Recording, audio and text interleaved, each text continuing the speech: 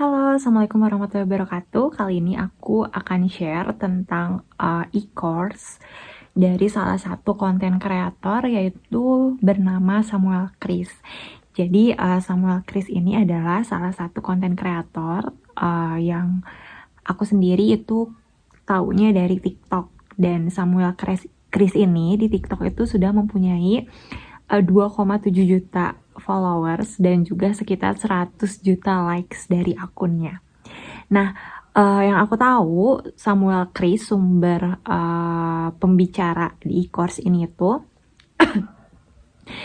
dia itu sudah dikenal dengan personal brandingnya tentang konten seberapa kaya. Dan yang sempat viral itu contohnya seberapa kaya Raffi Ahmad dan lain-lain. Pokoknya jadi itu tuh kontennya tuh banyak menarik perhatian audiens khususnya di TikTok. Nah, kalau nggak salah beberapa lama setelah dari TikTok, Samuel Chris ini pindah ke Instagram. Jadi kontennya lebih ke mirroring sih. Dan di Instagram itu followersnya sudah sebanyak 700 ribu. Jadi maka dari itu setelah aku lihat e-course-nya itu topik dan materinya sangat sangat belum pernah aku dapat sebelumnya gitu. Jadi kayak banyak ini cara membuat konten yang menarik seperti itu. Jadi aku udah nonton di materinya. Ini ada 4 sesi, ada 4 live kelasnya gitu. Ini aku bakalan bahas satu persatu dari masing-masing kelasnya ya. Nah, yang pertama ini ada kelas yang judulnya itu Find Your Personal Branding. Nah, jadi dari awal Samuel Chris ini udah bilang kalau misalkan konten viral itu bukan hoki-hokian, tapi memang udah dibentuk kayak gitu. Ketika kita tahu polanya, ketika kita tahu bagaimana merancang konten yang viral, maka FYP itu bukan lagi hoki, tapi FYP itu bisa kita atur dan bisa kita targetkan.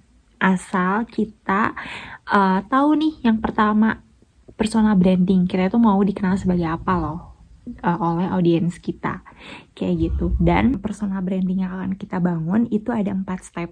Yang pertama yang akan kita bahas yaitu adalah sweet spot. Nah, sweet spot ini terdiri dari beberapa poin. Jadi pada saat kita membuat personal branding itu tuh kita harus tahu kita tuh mau membuat personal branding seperti apa. Apakah personal branding berdasarkan apa yang kita suka atau kita interest? Apakah personal branding yang mungkin nantinya kita akan dibayar? Atau personal branding yang mungkin dibutuhkan oleh target yang ada target marketnya kayak gitu. Nah, atau juga mungkin keahlian kita. Nah, itu tuh sweet spot. Dan yang kedua, itu temukan target market secara spesifik. Contohnya, misalkan kita mau membuat konten freelance. Oke, itu sekedar freelance gitu, tapi apa? Kita spesifik lagi, freelance untuk misalkan mahasiswa yang belum punya pengalaman.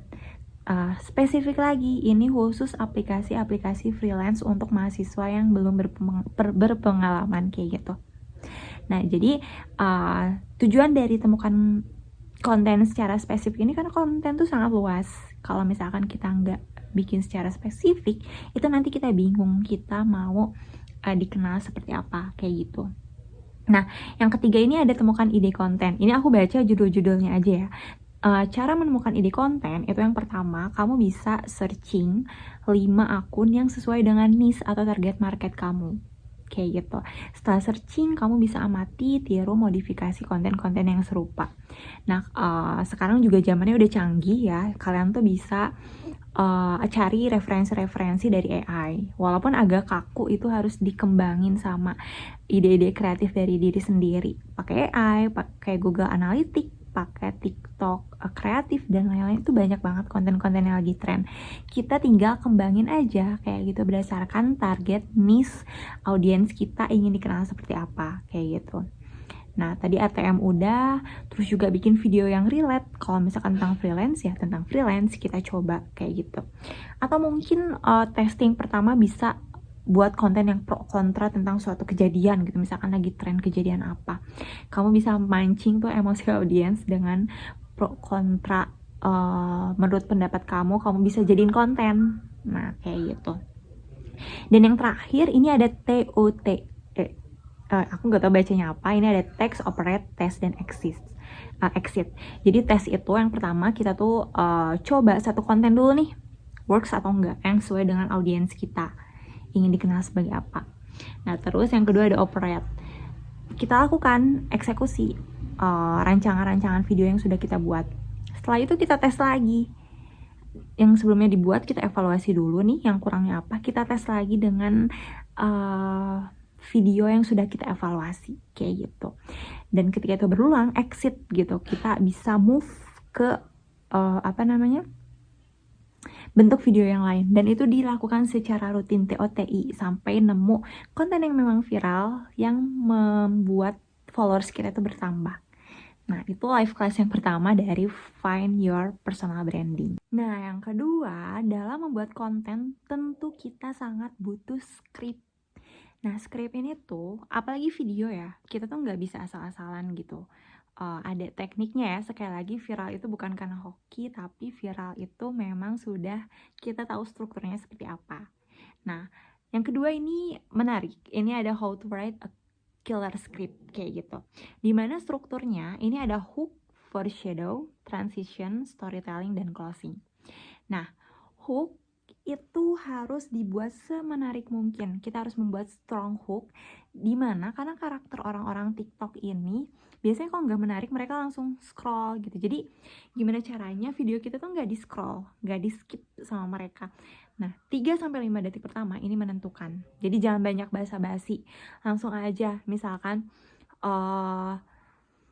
kamu nganggur, ini aplikasi untuk cari kerja, nggak gitu. Misalkan aplikasi kerja dijamin kamu lolos. Nah itu lebih to the point gitu, langsung ke inti masalahnya apa.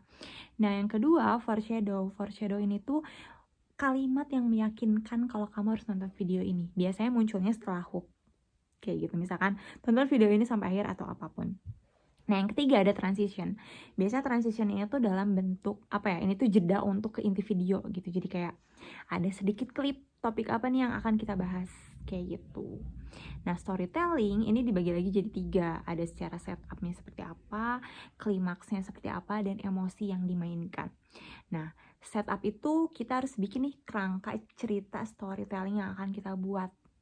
Nah klimaksnya itu kita tuh kalau misalkan kita bikin video yang lagi viral dan menakutkan gitu. Nah kita tuh dibikin feel-nya tuh bikin orang audiens deg-degan, dikasih musik takut gitu kan beda ya. Kita lagi nyeritain horor, musiknya happy kan gak nyambung kayak gitu. Nah emosi, kita harus memainkan emosi nih, kontennya mau apa? Mau sedih, marah, senang, tertawa, atau bikin terharu gitu. Nah yang terakhir penutupannya harus tetap ada call to action. Misalkan informasi menarik lainnya jangan lupa follow akun net kayak gitu. Jadi mereka tuh jelas kita tuh udah tahu audiensnya tuh mau dibawa kemana sih. Mau dibawa jadiin followers kah, atau cuma mau komen atau apa ya kayak gitu. Jadi script itu sangat berpengaruh ya untuk teman-teman yang mau bikin konten. Script itu sangat berpengaruh karena apalagi hook ini yang menentukan kayak gitu. Mereka tuh nggak akan baca caption, mereka tuh nggak akan lihat hashtag, tapi mereka tuh lihat hook. Kalau awalnya nggak menarik dan nggak relate, mereka pasti akan skip kayak gitu. Mereka akan pindah ke video yang lain. Apalagi karakter audiens TikTok tuh mereka nggak siap dengan video-video yang panjang. Mereka tuh scroll tujuan untuk refreshing, untuk cari konten-konten yang relate dengan video yang sedikit kayak gitu. Ya, kita akan lanjut ke pembahasan selanjutnya.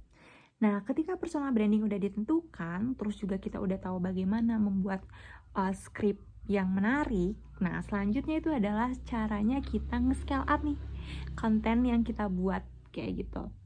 Nah, yang pertama ini ada hashtag. Hashtag ini tuh sebenarnya gak berpengaruh, tapi lebih ke sedikit berpengaruh. Maksudnya FYP atau enggak tanpa hashtag tuh gak masalah. Tapi dengan hashtag tuh video kita jadi terkelompokkan. Misalkan video tentang bisnis, ya video kita akan ada di hashtag bisnis kayak gitu. Dan jangan spam hashtag, maksimal di 3-5 hashtag. Terus juga gunakan hashtag yang memang relate sama videonya. Jangan sampai hashtagnya tips bisnis, jangan sampai videonya tips bisnis, hashtagnya makanan enak, kan gak relate ya. pastikan relate, terus juga hashtagnya yang tren, yang banyak yang pakai, dan juga spesifik dan unik kayak gitu. Jadi untuk hashtag ini opsional. Nah, selanjutnya ini ada caption. Jadi caption ini tuh sebenarnya caption itu berlaku hanya untuk Instagram ya. Kalau misalkan TikTok tuh malah terlalu banyak caption. Orang-orang TikTok tuh jarang banget baca caption. Mereka tuh kayak udah fokus sama video gitu. Nah, ini untuk Instagram. Jadi caption ini tuh bisa yang pertama berbentuk pertanyaan, yang kedua bisa interaksi, nanya, kalian setuju nggak guys? Kalian nggak setuju atau gimana, atau ada pendapat lain kayak gitu. Atau berbentuk cerita, terus yang pasti ada hooknya, kenapa orang harus baca, pakai emoticon setiap akhir paragraf, dan ada call to action kayak gitu. Nah, terus kita juga harus tahu nih, know your audience ya.